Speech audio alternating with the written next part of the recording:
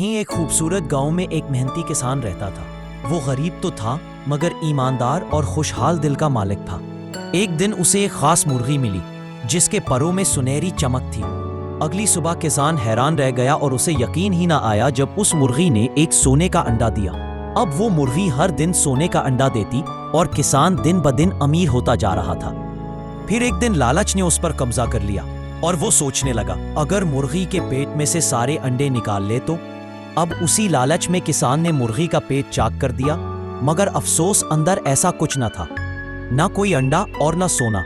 मगर अब तो मुर्गी भी न रही, लालच में उसे सब कुछ खो दिया।